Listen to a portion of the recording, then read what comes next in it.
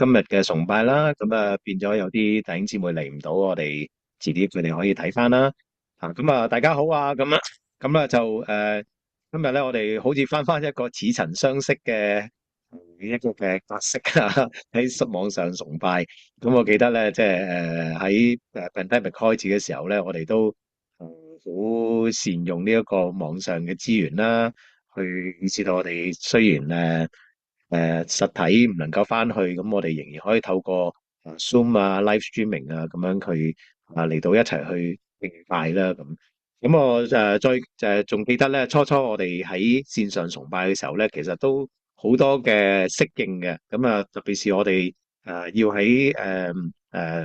網上面去講道嘅咧，咁咧其中一個適應嘅地方咧，就係咧成日要望住自己個樣咁樣啦嚇，咁呢個係好難適應嘅。咁但係咧就有好處嘅，即係網上面我發覺咧去敬拜咧就係有機會咧可以見到大家個樣啊嚇，咁因為有時喺教會裏邊咧就未必成日見到大家咁樣，咁所以陣間咧我哋都鼓勵得我哋完咗崇拜之後咧，大家如果可以嘅話咧，請你可以留一陣啦，半個鐘頭，咁我哋咧都希望可以分小組咧，我哋一齊有啲機會咧，可以透過 Zoom 嘅 breakout room 啦，大家彼此認識啦，彼此代禱嘅。咁呢一個係難得嘅機會啦，咁所以希望鼓勵大家陣間都可以留低嘅。咁我哋跟住來咧都會唱詩歌，咁如果大家記得咧喺Zoom 裏邊咧唱詩歌咧，就同我哋實體唱詩歌唔同啦。咁我哋咧就唔能夠打開支個咪咧，大家一齊唱，因為咧，會出現前後不對啦，亦都咧會音樂有即係唔連聲嘅情況啦，咁所以咧一方面鼓勵大家可以 mute 咗個咪，咁咧我哋有兩首嘅詩歌同大家唱，咁希望咧藉著呢啲詩歌咧都可以咧將我哋嘅心思意念咧再一次放翻喺主嘅裏邊，咁同時間咧亦都鼓勵啦大家喺嚟緊呢一個鐘頭咧，盡量咧都可以放低你自己喺即係喺家裏邊嘅。你做嘅嘢啦，希望能夠可以專心一齊去敬拜啦。咁如果你唱歌唔想俾人睇到你嘅樣嘅，咁你可以咧暫時熄咗個 camera 又得咁啦。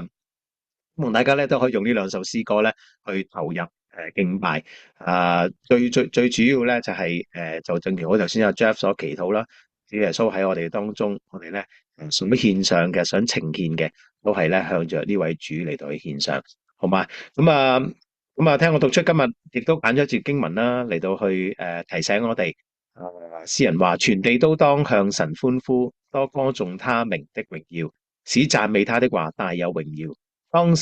當對神說：你的作為何等可畏！因你的大能，仇敵要向你投降。全地要敬拜你，歌頌你，要歌頌你的名。仲有我哋用以下詩歌。萬有都歸你嚟到咧，去歌頌讚美我哋呢位所謂嘅標語。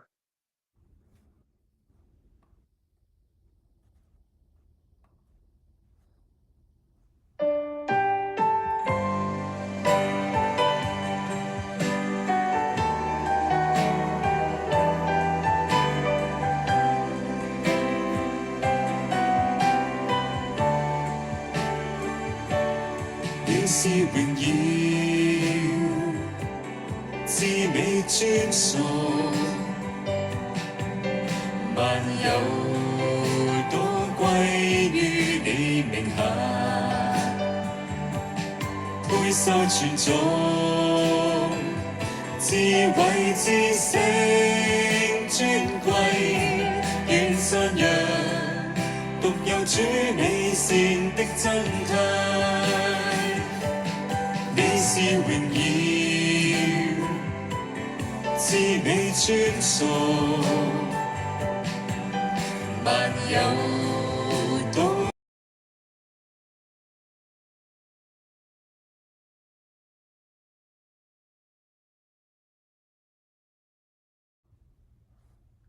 我要開我個 audio 先可以聽到個 music video 嘅。智慧至聖尊貴，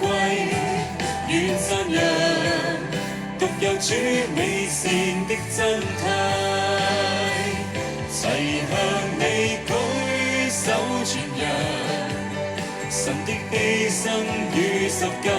同眾你心厚大愛，竟為我披戴荊棘冠冕，原是你恩典降臨，眾山海都震撼呼應，讓我嚟為你歌，巔峰之城頌讚到萬世。你是榮耀，至美尊崇，萬有都歸於你名下，配受傳頌，智慧之聲尊貴與讚揚，獨有主美善的真態，齊向你舉手傳揚，神的犧牲與十架，同眾你心厚大愛，竟為我披戴荊棘冠冕，原是你恩典降臨，眾山海都震撼呼應，讓我嚟為你歌，巔峰之城頌讚，齊向你舉手傳揚，神的犧牲與十架，同眾你心厚大愛，竟為我披戴荊棘冠冕，原是你恩典降臨，眾山海都震撼呼應，讓我嚟為你歌，巔峰之城頌讚到萬世，讓我嚟為你歌，巔峰之城頌讚到萬世。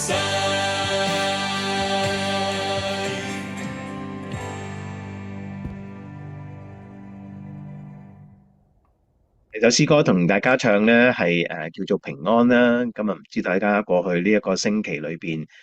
都會唔會有經歷你人生一啲突如其來嘅風暴或者風雪啦，就好似今日嘅天氣一樣。日仲係可能係晴天，但係今日就變成一個嘅布滿雪嘅一個嘅雪天。無論如何，呢首詩歌提醒我哋真正嘅平安從神而嚟，但願我哋咧喺敬拜裏邊讓主嘅平安喺我哋心裏邊作主，亦都保守我哋嘅心懷意念。讓我哋唱呢首詩歌平安。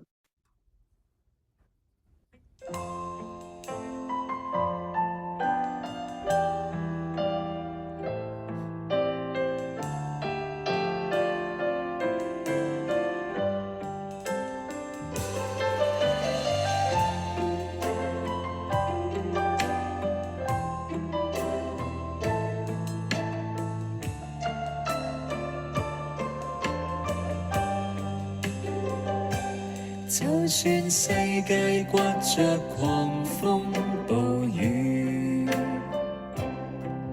我心仍是穩妥安舒。無論前路灰暗，憂傷困倦，你讓我站穩磐石之處。就算捆鎖艱難縈繞着我，我心藏着不死盼望。耶穌是我牧者，永在我旁，你將你肝刀安慰我。主你賜下平安，不像世人所賜，我的心不必再憂愁，也不用擔憂。主你賜下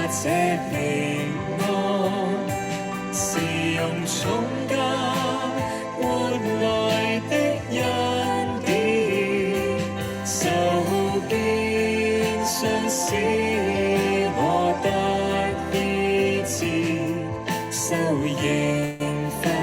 讓我得到赦免。就算世界刮着狂風暴雨，我心亦是穩妥安舒。無論前路灰暗，憂傷困倦，你讓我站穩磐石之處。就算捆鎖劫難縈繞着我心藏着不死盼望。耶穌是我牧者，永在我旁，你將你甘道安慰我。主，你賜下平安，不像世人所賜，我的心不必再憂愁，也不用擔憂。主，你賜下這平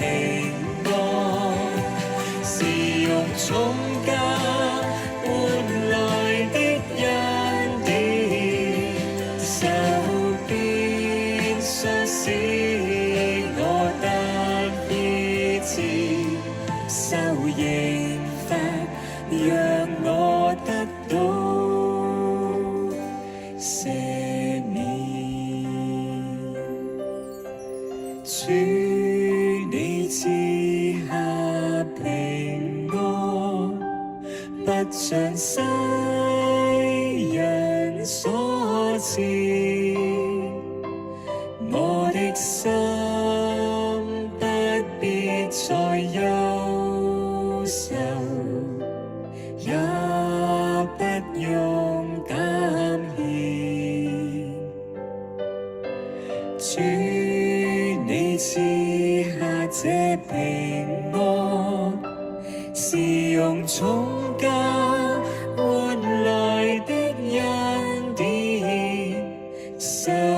鞭傷使我得醫治，受刑罰讓我得到赦免。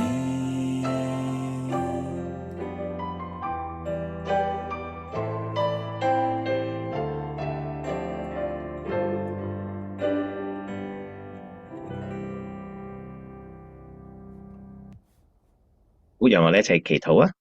啊！天父，我哋感謝你，多謝你咧，俾我哋社歷代有咁多咁美好嘅詩歌啊！呢啲詩歌都係因着耶穌基督你嘅恩典，你自己嘅話語，好多人喺人生嘅裏邊去經歷你話語嘅應許你同在嘅保守所帶嚟嘅一啲嘅回應讓我哋藉著啲詩歌能夠可以翻到去主你嘅裏邊。可以重新嚟到去就仰望你依靠你敬拜你主願你嘅靈與我哋同在，亦都幫助我哋繼續喺呢個話語當中嚟到去明白等候同埋尋求以至到我哋更明白你嘅心意，亦都咧讓我哋能夠懂得點樣喺我哋日常生活裏邊嚟到去活出你嘅教導以至到我哋嘅生命更像主能夠榮耀你。主，我哋為到喺我哋弟兄姊妹當中可能有身體軟弱，或者我哋有一啲唔同嘅人生嘅困難之處嘅時候，我哋祈求主你嘅平安臨喺我哋嘅生命當中，讓我哋知道你先係我哋真正嘅盼望，係我哋嘅依靠，係我哋磐石，係我哋嘅幫助，讓我哋咧同心仰望主，繼續喺你嘅裏邊等候你自己嘅同在同埋你嘅幫助。我哋將我哋自己交託，帶領我哋以後時間，都奉主耶穌名求，阿門。好，咁咧就今日咧就我嘅講道咧會繼續呢一個 So What 嘅系列啦，咁啊，大家如果過去咧有嚟到新生教會知道咧，我哋開始用呢個嘅 So What 嘅系列，咁咧係同大家一齊咧嚟到去睇路加福音，咁希望咧喺路加福音裏邊咧讓我哋咧更多嘅去認識耶穌基督啦，同埋咧明白佢嘅心意啦，同埋咧知道咧即係究竟耶穌同我哋有啲咩嘅日常生活裏邊咧，同我哋有啲咩嘅關係。咁最近咧我自己有一個嘅反思喎。咁呢個反思咧嚟自於咧我喺早前一段時間咧有機會咧遇到一個舊朋友。咁呢個舊朋友咧佢係即係曾經洗過禮啦，又返教會啦。咁但係咧到我見返佢嘅時候咧，就已經係好耐冇返教會㗎啦。咁所以見翻佢嘅時候咧，咁即係大家閒談完之後咧，咁後尾都好自然，即係都會問佢一句嘅。咁我同佢講，我話喂，係啦，有機會啦，或者有冇時間啦，翻下教會啦咁樣。咁我諗呢句說話咧，我諗大家都可能都曾經同你一啲未信主嘅朋友啦，或者一啲翻過教會又冇翻教會嘅朋友講過嘅，係咪？咁我當時就係講咗呢樣嘢啦。咁但係咧講完之後咧，佢就冇回答我，亦都冇 say yes，冇 say no，佢就係咧笑一笑，咁咧就冇再多講啦。咁就咁樣完咗。咁我其實之後咧，事後咧，我諗翻咧，其實講呢一句，喂，有時間有冇機會翻教會咧？其實呢句說話本身咧，又有啲問題喎。我自己發覺，唔知大家有冇同感咧？因為人哋翻教會，即係有時間或者有機會翻教會咧，咁其實都好自然。我哋基督徒成日都講，但係諗深一層，其實而家呢個時代翻教會對好多人嚟講，係咪仲係一個吸引力咧？可能對好多人嚟講咧，反而咧係一個唔好嘅經歷啊，甚至乎驚咗添，係咪？咁又或者咧，呢一句可能會有個或者我哋自己潛意識覺得咧，我哋做基督徒咧，翻教會好似變成咗一個嘅責任一樣嚇。咁所以我諗下講呢句係咪一個最好嘅一個邀請人，即係嘅一個嘅 statement 咧咁樣。咁同大家睇嗰個經文咧，喺路加福音第六章第17節第19節出現一個咧完全好不一樣嘅一個嘅畫面啊！嗱，我鼓勵大家可以即係一齊呢幾節嘅經文，好嗎？咁我哋有啲 interactive 啦，唔使淨係得我講啦，咁大家都可以喺呢個狀態裏邊一齊讀呢4節嘅經文，好嗎？OK，預備，你唔使開咪噶啦，你自己坐喺對邊讀就可以噶啦。預備起，耶穌和他們下了山，站在一塊平地上，有在一起的有許多門徒，又有許多百姓從全猶太和耶路撒冷，並推羅、西頓的海邊來，都要聽他講道，又希望耶穌醫治他們的病。還有被污靈纏磨的也得了醫治，眾人想要摸他，因為有能力從他身上發出來，治好了他們。我發覺呢節嘅經文同我嗰句說話好大嘅唔同，同埋即係個朋友嗰個反應好唔同。呢度我哋見到咧，反而係一個即係好震撼嘅畫面啊！喺聖經裏邊形容到當時呢班嘅群眾來自各地各方，哇！猶太、耶路撒冷、推羅、西頓嘅海邊，幾遠嘅地方。但係佢哋唔嫌麻煩，唔嫌乜嘢，佢哋都要走到嚟揾耶穌，擠擁到喺耶穌嘅身邊。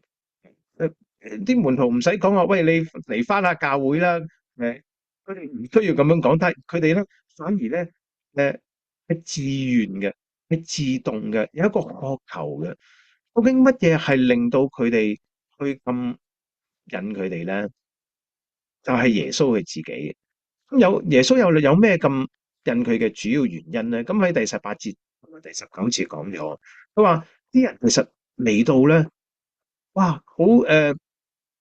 好擠擁咁耶穌嘅時候，係想做咩咧？係想聽佢講道，亦都咧希望耶穌能夠醫治佢哋嘅病。有污靈嘅耶穌咧能夠可以趕鬼啊！佢哋帶住呢啲人，可能帶住痛苦、帶住困惑、帶住好多嘅絕望嚟到，但係咧佢遇見嘅係耶穌滿有憐憫同埋佢嘅能力咧嚟到去醫治。所以當我去思想到其實我哋問嘅問題，點解啲人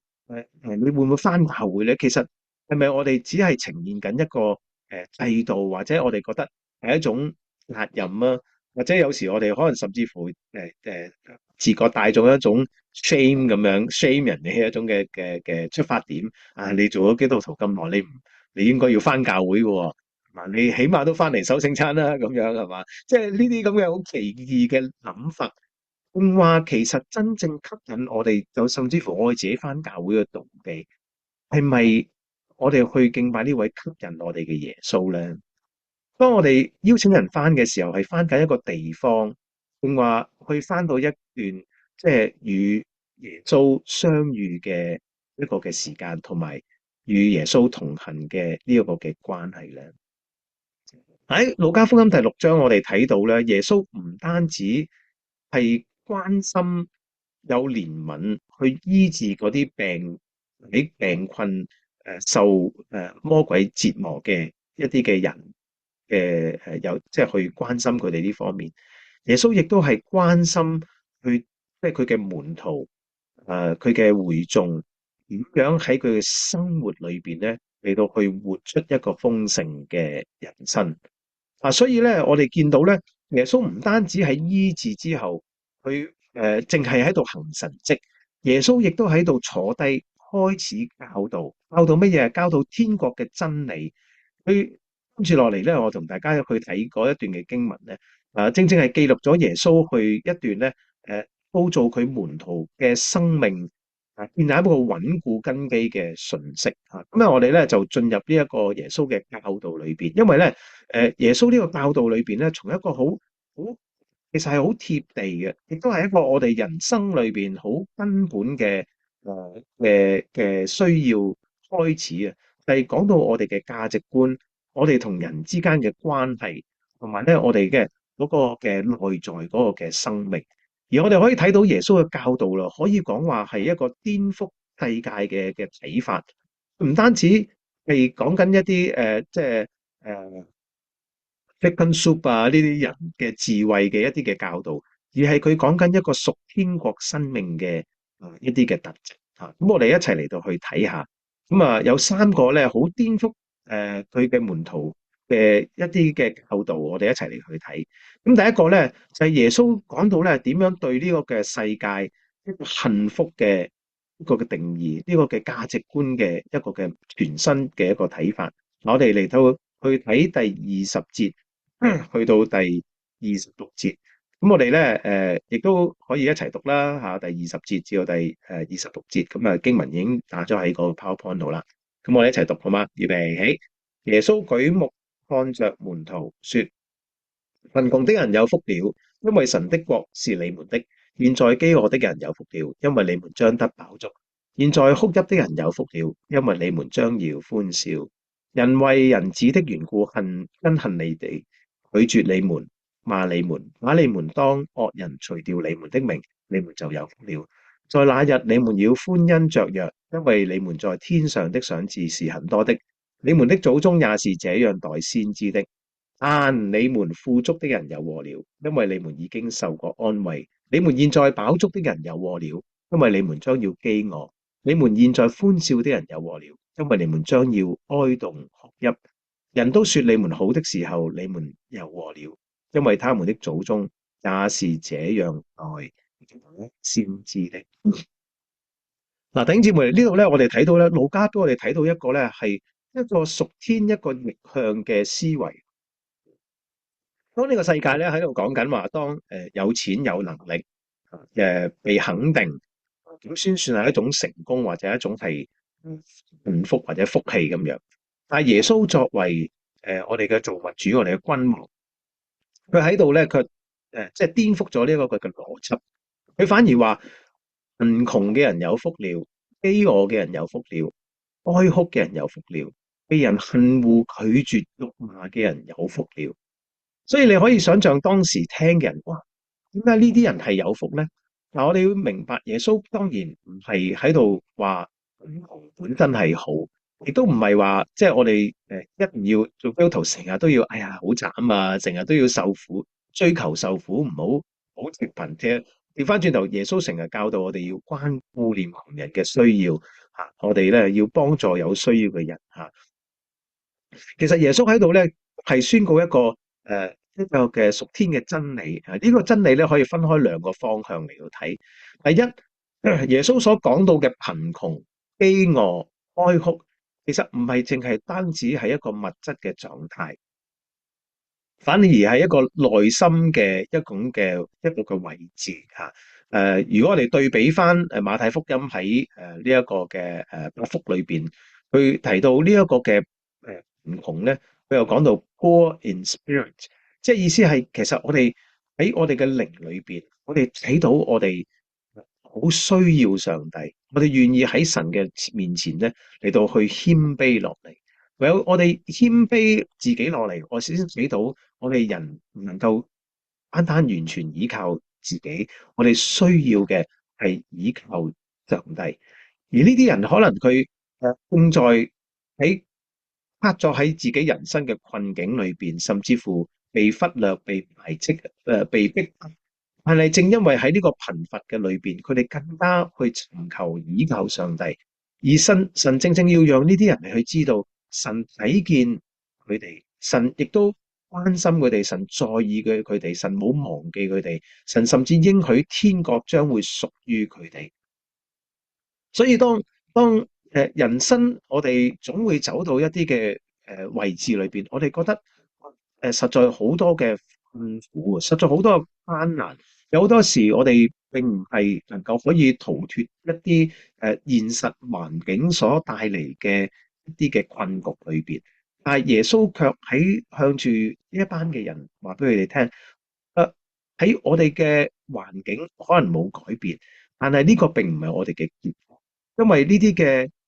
貧苦、呢啲嘅飢餓、哀哭，只係一個短暫、一個暫時喺神嘅國度裏邊咧。我哋而家好似睇落去係一個失去，但係將來必要得着。正如保羅喺哥林多後書第4章佢咁講，佢話我哋呢個至暫至輕嘅苦楚，為我哋成就無比永遠嘅榮耀。換言之，耶穌正係想話俾佢聽，係啊，我哋人可能呢班嘅困苦、傷心嘅人，可能喺人嘅眼中睇嚟佢冇出路。但耶穌卻話俾佢聽，神係你嘅保障，神係你生命嗰個嘅穩妥。弟兄姊妹，我哋知道風浪會嚟到，環境可能亦都唔會即刻改變，但係神卻要我哋知道咧，當我哋即係靈裏貧窮，我哋完全嘅依靠上帝嘅時候咧，神先係撐住我哋，托住我哋去面對困難嗰位嘅主。而相反，我哋耶穌反而話，驕傲、自滿、滿足、歡欣嘅人咧，反而係有禍。嗱，呢度耶穌並唔係講到話我哋做基督徒，我哋咧厭惡富足嘅人嚇，厭惡濟貧咁樣，唔係呢種嘅心態。而呢度咧其實係另一個嘅屬靈狀態，係講到呢啲人咧，佢哋係唔係淨係富足口足歡笑，而係佢哋係驕傲自滿壓人。同埋咧，最重要係佢哋係拒絕神嘅心。我哋點樣知道咧？我哋喺第25節，我哋又睇到，因為當時路德就俾我哋睇到，佢話人說你們好的時候，你們就有禍了，因為他們的祖宗拜假先知、假先知有。換言之，呢啲所謂嘅富足嘅人，佢哋就係一班嘅假先知。假先知就係佢哋淨係關心到自己，或者好關心人哋點樣去睇佢，而佢心裏邊咧係全然冇上帝嘅。弟兄姊妹，路加正係要我哋明白到，當我哋喺地上面呢種嘅富足，唔係真正喺神嘅眼中，並唔係一個真正嘅祝福，反而係一個屬靈嘅危機。因為當我哋喺地上面呢啲嘅富足，如果當呢啲嘅嘢令到我哋嘅心遠離上帝嘅時候，我哋好容易淨係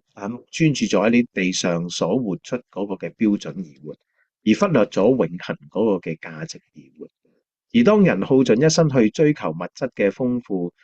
佢冇為到永恆嘅價值嚟到去打算嘅時候，冇去認識，冇去信靠神，到頭嚟即係耶穌想帶出嘅就係地上嘅幸福只係一個短暫，而佢錯過咗真正永恆嗰個嘅福樂。所以耶穌正正係要佢哋思想真正嘅幸福咧，係從神而嚟。呢個係一個好顛覆性嘅一個諗法。當呢個世界嘅人仍然喺度不斷咁去追求地上面嘅富足嘅時候，耶穌話真正嘅富足反而係唔係去擁有呢個世界，反而係擁有賦予創造呢個世界嗰位嘅神。我再睇第二個耶穌另一個顛覆嘅教導，就係咧神對呢個嘅關係嗰個嘅處理嘅方式。喺第27節，我哋淨係讀到去第30節先。嗰度咧講到話，可是我告訴你們這些聽的人，要愛你們的仇敵，要善待恨你們的人，要祝福咒詛你們的人，要為凌辱你們的人禱告。有人打你的臉，另一邊也由他打；有人拿你的外衣，連內衣也由他拿去。凡求你們的，就給他；有人拿走你們的東西，不要討回來。哇！呢段個經文真係夠晒顛覆啦，即係顛覆到一個地步咧。我即係有時我作為一個基督徒，我哋睇呢段經文咧，我哋都覺得有啲尷尬。點解尷尬咧？因為咧，實在好難做，基本上即係好唔合邏輯嘅。因為人喺地上面都係即係用以惡報惡啊，以仇恨報仇恨，能夠去做到呢樣嘢，基本上係真係。係超乎我哋自己嘅肉體即係想同埋有能力做嘅一件事嘅。咁我每次即係翻香港咧，即係上次都同大家講到翻香港嘅經歷啦。翻香港咧，其中有一樣覺得自己咧係一個好大嘅不同咧，就係咧喺美國咧，即係你相對空間大啦，即係你同人與人之間嗰個摩擦咧係少好多，但係翻香港咧係好攞命嘅。你成日都見到啲人咧，你聽到啲人講嘢，同埋睇到啲人嘅做嘢，你係覺得哇，有時真係好難頂嘅。嗱，我點解俾張相大家睇咧？我真係忍唔住嗰日我咁樣坐地鐵咧，咁啊一個地鐵裏邊咧話好多人啊嘛，呢個先生咧，佢就成個人咧挨咗喺條即係嗰條柱嗰度。成個人挨咗嗰度，咁啊其他啲人咧係唔到，即係因為你地鐵點都要捉住啲嘢，咁你先可以揾噶嘛。但係其他人咧全部都即係因為佢挨咗嗰條柱咧，你見到嗰個人咧隻手咧淨係可以掂住條柱仔啦。跟住最慘最衰就係隔離有啲小朋友有啲老人家咧，佢因為佢挨咗嗰度咧，即係捉唔到喎，不斷咁樣想揾條柱去捉喎咁樣。咁我當時咧，但係佢哋又冇人有反應。我當時心裏邊咧，即係我都即係坦誠地分享我內心嘅軟弱。我當時真係好鬼嬲嘅，我真係咧，即係咧嬲到一個地步咧，即係好想佢戴住個耳機咧，我想攞住耳機彈開點樣去執咁樣嘅。咁啊，但係咧就後尾都，唉，主啊，求你憐憫啦嚇，即係，但係真係有時見到呢一啲人咧，覺得好難頂啊！即係我諗翻呢個經文。點樣可以去實踐啊？即係愛你嘅仇敵，我祝福佢，我即係點樣做啊？咁樣，咁我就明白，即係咧，即係因為我今次翻香港咧，有一次咧，有機會去喺灣仔行到去銅鑼灣啦。咁啊，你灣仔行過經過銅鑼灣咧，你就會經過呢個鵝頸橋。咁我經過鵝頸橋嗰陣時候，我喺度諗，我話喂，咦，呢度有啲人以前打小人㗎喎。咁啊，仲有冇㗎？而家呢個年代咁樣，咁啊就我行過嘅時候，哇！唔係有冇啊，係好多人添啊！我經過鵝頸橋咧，我見到好多人喺度打小人喎。咁咧，即係嗰啲即係去要求，即係揾人去打小人嗰啲人咧，佢唔係淨係啲老人家喎，係啲後生仔喎，好多後生仔咧去鵝頸橋揾人打小人喎。我話哇咩事幹啊！即係誒好誠心喎，哇眯晒眼咁樣啊，合晒手，跟住嗰個睇見嗰個好年輕嘅女士喺度幫佢打到成條即係遠處都聽到嗰只咧。即係呢一個就係即係喺嗰個人與人之間嗰個摩擦裏邊，當人去受到傷害，或者喺一啲嘅呢啲嘅情況裏邊，想去好自然想做嘅，唔係祝福，反而係想去咒詛，好想嗰個敵人想佢死，係嘛？好想佢咧不得好水，一個唔好嘅終結。呢一個就係世界點樣去處理敵人，我哋自己個內心坦白講，我哋都係咁樣。有時當人哋去傷害自己嘅時候，我哋嗰個自我防衛機制都係想去反擊嘅。所以你明唔明白耶穌呢個教導點解咁顛覆啊？耶穌呢個教導咁顛覆，佢話你要愛你嘅仇敵啊，要愛你嘅仇敵。啊，路加甚至乎將呢個教導放大。佢話咩啊？你要用有人打你嘅臉，俾埋另外一邊去打，係嘛？有人咧攞你件外衣就底衫底褲都俾埋佢，係嘛？有人求你，你俾埋佢其他，唔好攞翻啊！點樣做啊？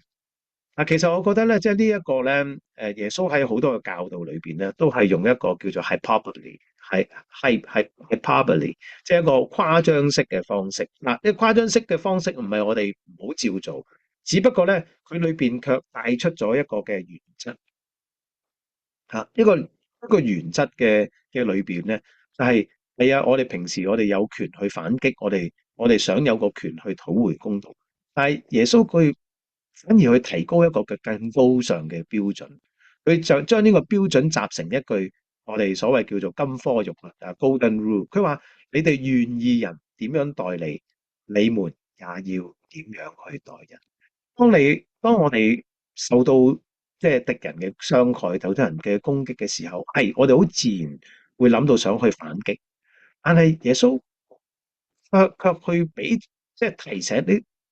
再諗深一層，其實你想去點樣對人嘅時候，你有冇諗到你自己又想人哋點樣對你自己咧？換句話嚟講，當人哋傷害我哋嘅時候，我哋有冇會諗下？咦，其實佢成為我嘅敵人，我可能曾經何時都成為過其他人嘅敵人。嗰個人咁樣傷害佢，其實我哋自己都可能曾經傷害過人。而我哋傷害人嘅時候，我哋又想人哋點樣對待自己咧？換句話講，我哋有冇話人，有冇話自己咧？我哋好容易用隻手指去指人，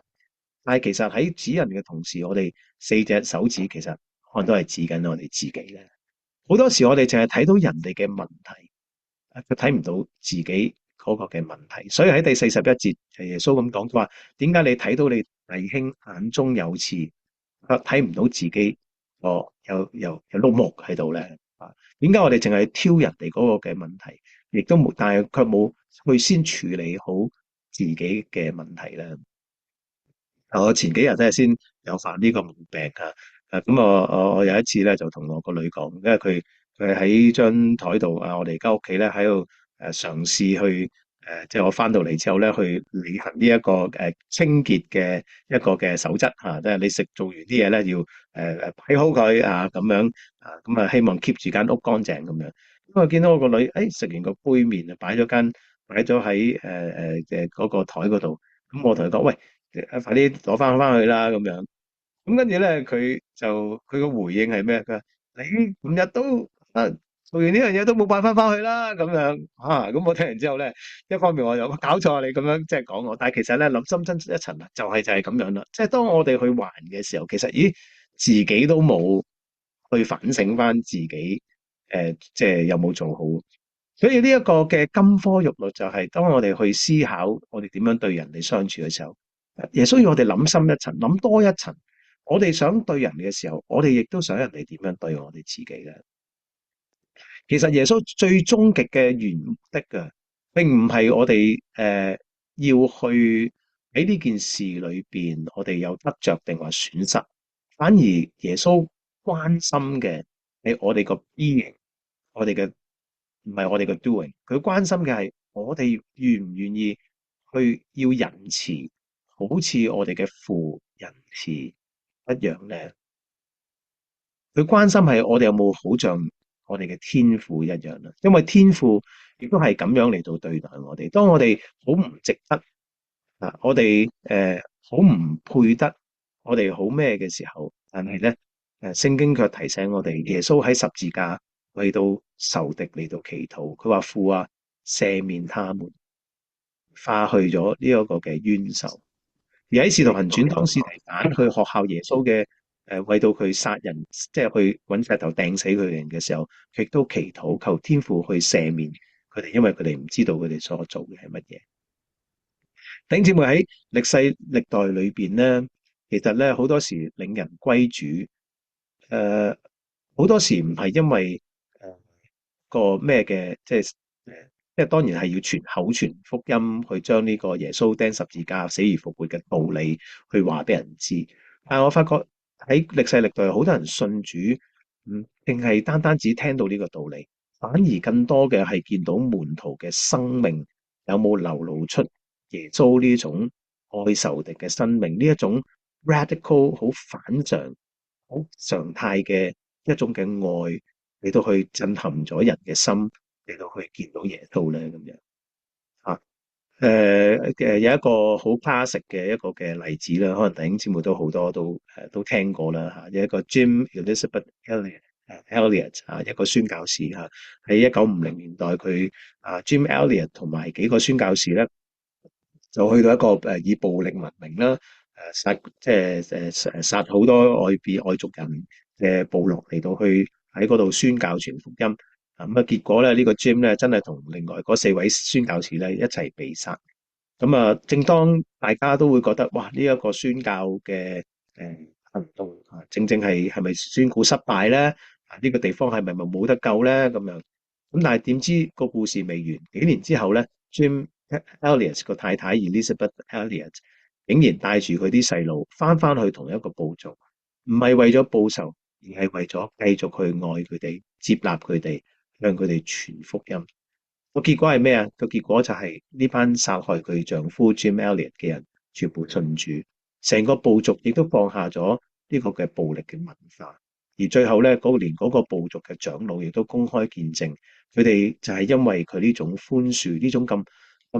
愛仇敵嘅愛而感動咗佢哋，最後嚟到去改變。弟兄姊妹，即係呢一種嘅愛，我哋要講清楚，唔係一種包庇罪惡否認公義嘅一種愛。我哋即係面對呢啲嘅時候，仍然需要即係受到即係 justice 啊。咁但係愛仇敵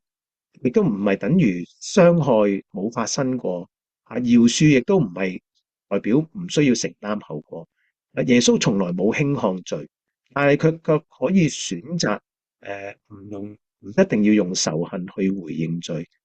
所以以惡報惡唔再係唯一一個選擇。當我哋經歷耶穌嘅時候，認識耶穌嘅教導嘅時候，耶穌展示咗一條更高嘅道路，就係以愛以善嚟到勝過惡，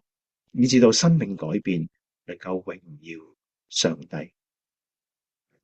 第三個耶穌顛覆世界嘅一個嘅教導，就係咧佢對敬虔嘅理解。喺第43節到第45節嗰度講到話，沒有好樹結壞果子，也沒有壞樹結好果子。每一種樹木都可以從其果子看出來。人不是從荊棘上摘無花果的，也不是從蒺藜中摘葡萄的。善人從心裏所存的善就發出善來，惡人從他所存的惡就發出惡來，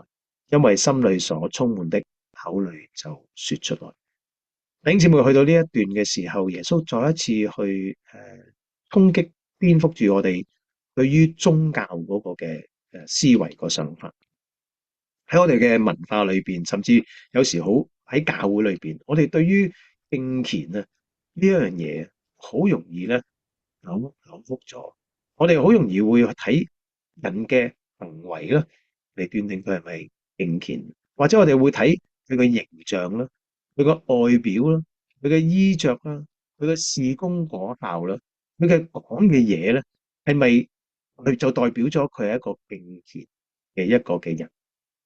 但係耶穌卻俾我哋睇到，上帝關心嘅唔係呢啲嘅外在嘅果子，反而佢喜歡嘅係我哋嗰個人嗰個嘅內心係點樣？我哋嘅心裏邊係咪真係有一個嘅好嘅土壤咧？因為點解啊？因為耶穌正係知道，如果我哋個好嘅樹必然會結好嘅果子，但係唔好嘅樹會結出壞嘅果子。耶穌好明白，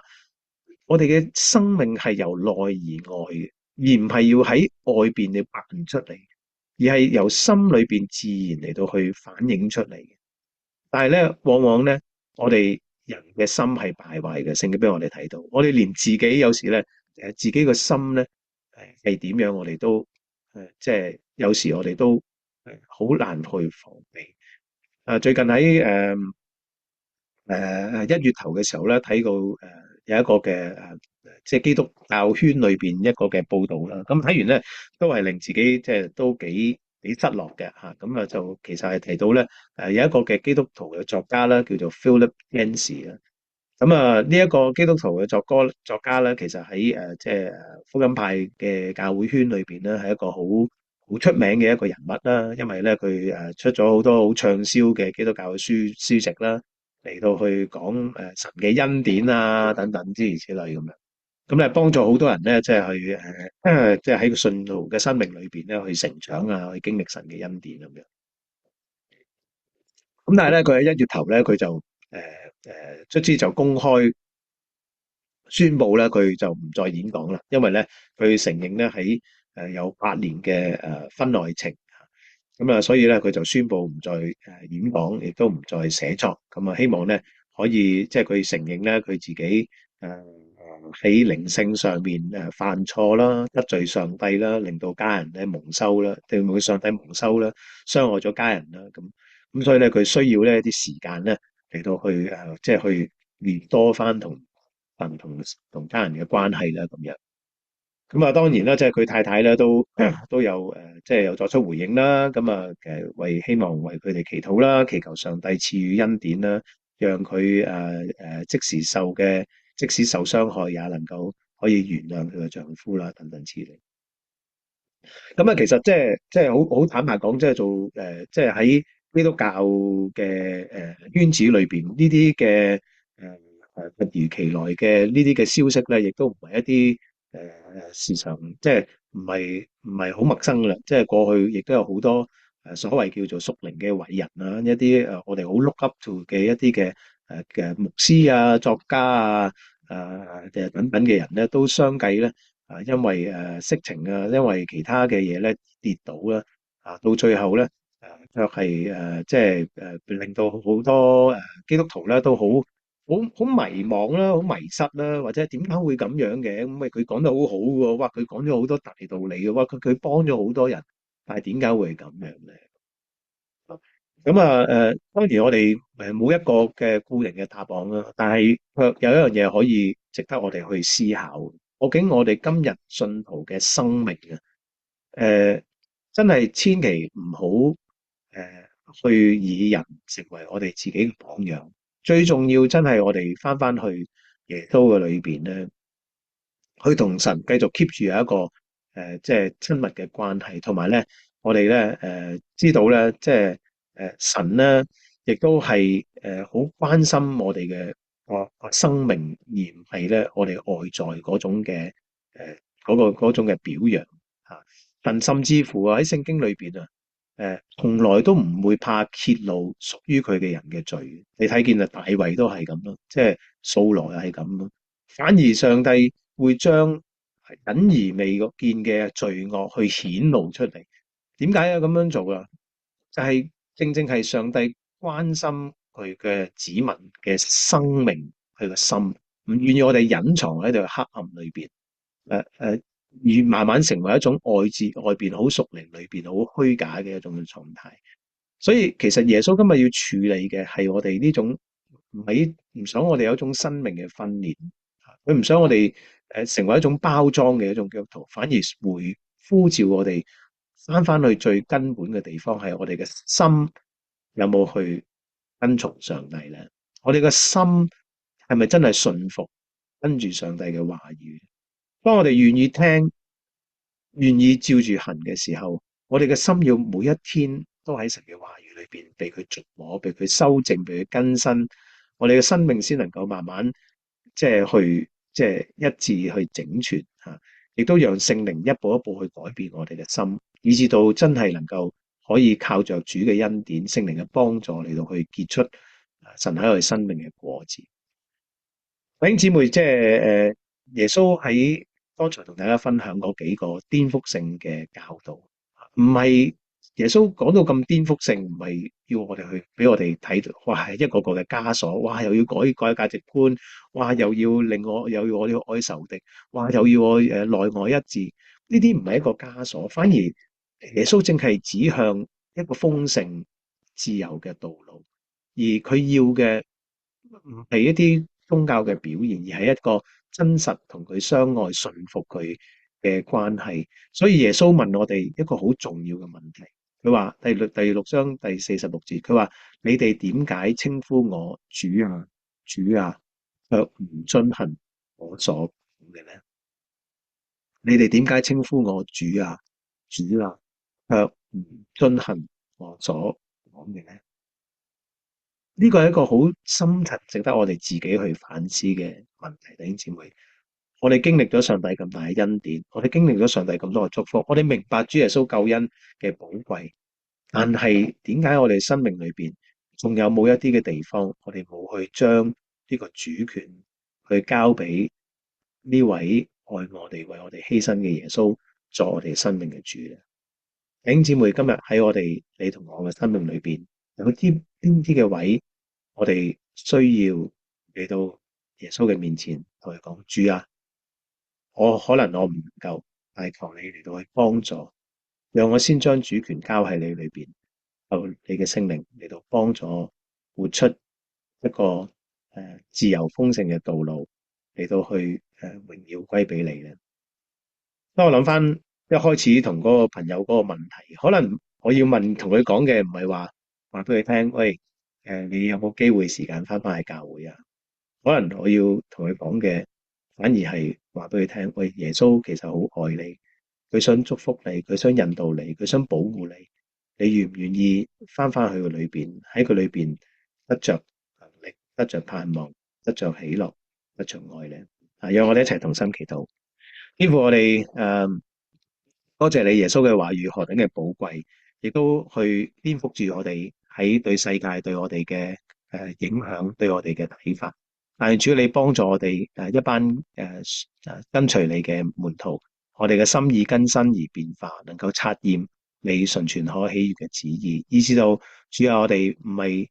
成為一個神，你唔係要我哋成為一個要裝模作樣嘅基督徒，反而係一個真誠去被你嘅恩典、你嘅憐憫所觸動嘅一個嘅基督徒，以至到我哋願意學習順服，願意學習繼續仰望，尋求你自己幫助嚟到去活出我哋自己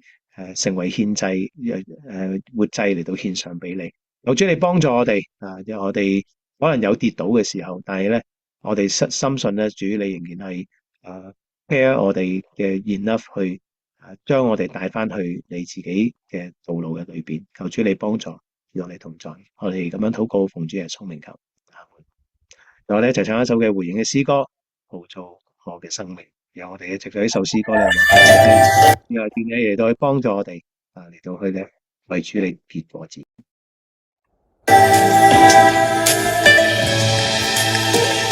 神願你來陶造我，使我在靈裡果子更多，奇妙聖靈，請將心窩潔淨，剔除污穢，願能成聖。因主我求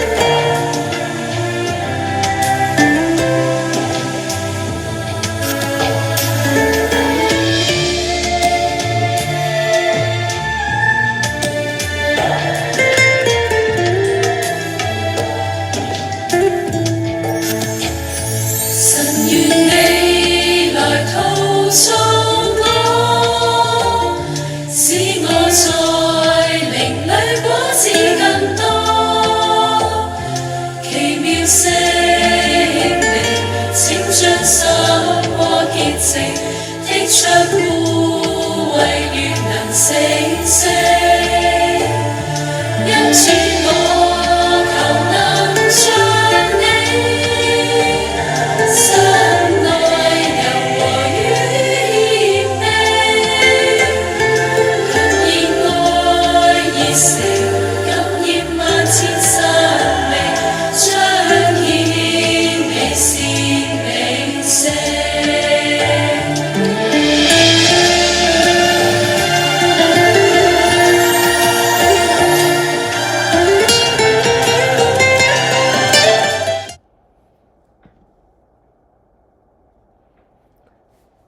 好，呢個時候請阿 Jeff 同我哋有啲嘅報告家事嘅報告啊。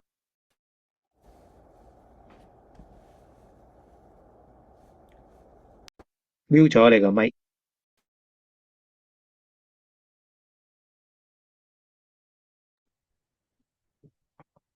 係啊，我哋有3個家事嘅報告。第一個咧係我哋Amber Kids Worship 身心兒童嗰個嘅敬拜。咁喺2月1號咧就會開始啦，時間係1點鐘至到2點3，即係我哋崇拜嘅時間。地點咧就係喺 basement 嘅Lion Stand。咁個活動範圍係咩嘢咧？都係敬拜啦，有呢個嘅手工啦，有遊戲啦，亦都聽信息去學習聖經嘅真理。咁咧就希望大家咧就踴躍嘅去邀請人參加。咁佢個嘅對象咧係 Pre-Kid 至到5年班嘅。咁亦都希望咧家長們咧帶細路仔嚟嘅時候咧，可以係大約15分鐘前就到嚟到去喺樓下咧 register 嘅。咁請下一張唔該，下張 slide 係喺2月8號 Lighthouse 同 Amber 嘅會眾咧就會有共同去觀賞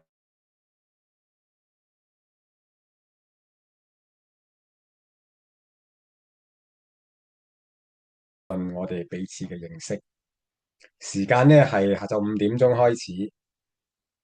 咁到時咧係會有一啲簡單嘅食物咧會供應嘅，名額咧就會有80個，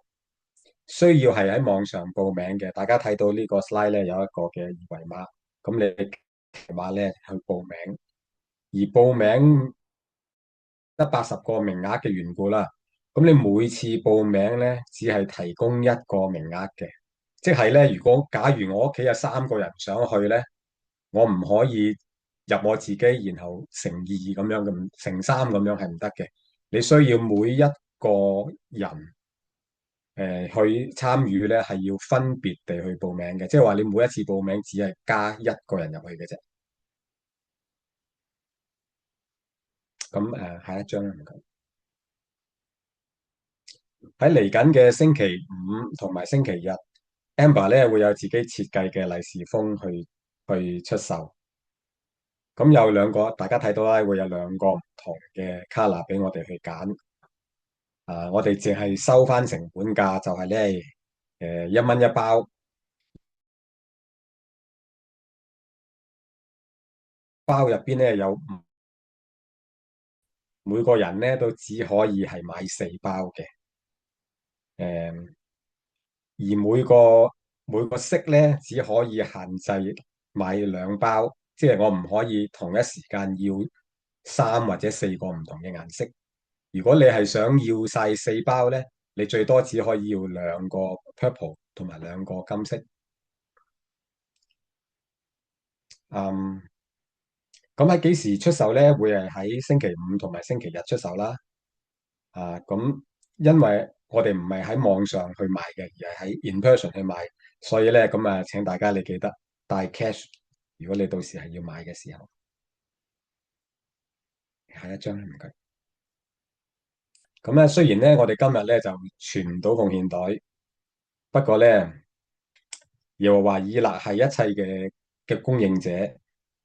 佢嘅供應咧都唔受任何環境影響嘅。因此咧，我相信我哋作為一個 follower 咧，我哋嘅奉獻咧都唔應該受到環境影響。咁所以咧，我哋都可以藉住我哋而家喺網上呢一個 QR code 咧，我哋亦都可以喺網上嚟到去作我哋嘅奉獻嘅。咁我將時間交翻俾牧師。好啦，咁我哋今日崇拜到呢度，咁我哋都做一個祈禱同埋咧祝福啊，咁跟住咧我哋可以有啲嘅分享嘅時間啦，咁我一齊祈禱。天父，我哋再一次多謝你，俾我哋咧可以一齊嚟到敬拜啦。我哋願主耶穌你自己嘅恩惠天父嘅慈愛、聖靈嘅感動咧，都常與我哋眾人同在，亦都保守我哋嘅心懷意念喺呢一個嘅風雪嘅裏邊，我哋都喺主裏邊得安穩得盼望。我哋咁樣禱告奉主耶穌名求，阿門。好，好咁啊，係啦，咁啊呢個時間咧就如果大家需要離開，請唔好即係可以自由離開啦。咁如果你可以留低嘅話咧，咁我哋咧都想藉呢個機會咧，可以有機會咧，大家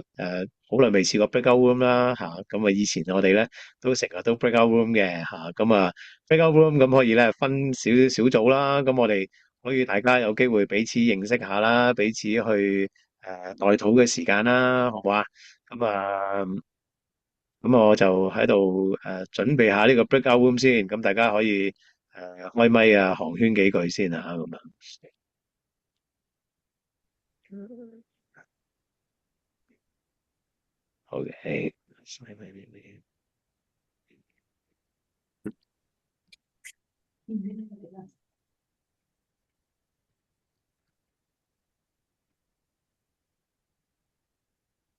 OK，OK，OK，